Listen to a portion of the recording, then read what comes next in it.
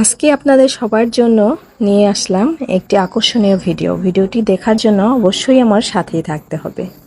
Hello বন্ধুরা, আসসালামু আলাইকুম। আশা করি আপনারা সকলেই ভালো আছেন। আলহামদুলিল্লাহ, আমিও ভালো আছি। তামান্না ব্লগে আপনাদের সবাইকে স্বাগতম জানিয়ে আজকে আবার নতুন আরেকটি ভিডিও নিয়ে আপনাদের সামনে হাজির হয়ে গেলাম।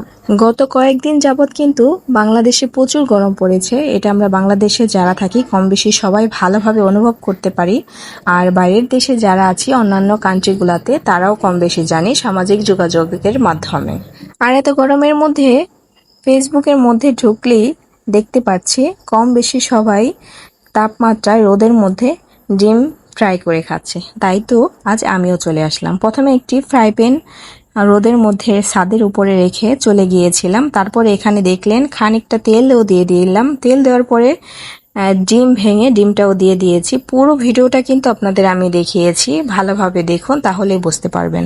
আবার কেউ ভাববেন না নিচে থেকে পেনে করে তেল নিয়ে এসেছি, তাই তো পুরো ভিডিও দেখালাম, আপনাদের দেখিয়ে দিলাম।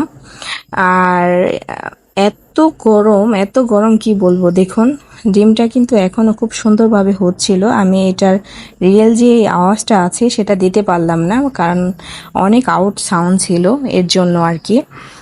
আর কি পরিমাণ গরম ভাই রে ভাই, বলে বোঝাতে পারবো না। একটু উল্টিয়ে পাল্টিয়েও দিলাম যাতে ডিমটা ভালোভাবে ভাজা হয়, খাওয়ার উপযোগী হয় আর কি। দেখুন আমার ডিমটা কিন্তু খুব সুন্দরভাবে এপিঠ ওপিঠে ফ্রাই হয়ে গিয়েছে।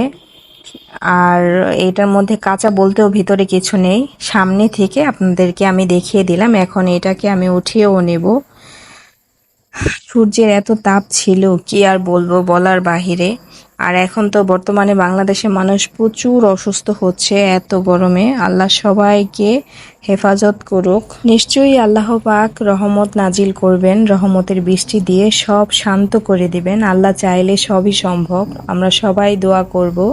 আর এদিকে কিন্তু আমার ডিমটা খুব সুন্দরভাবে ফ্রাই হয়ে গিয়েছে, এপাশ ওপাশ করে সুন্দরভাবে ফ্রাই হয়েছে। দেখুন আপনারা কেউ ভাববেন না ভিতরে কাঁচা আছে। এই তো আমি চামিচ দিয়ে এটাকে আলাদাও করে নিয়েছি আপনাদের দেখানোর জন্য।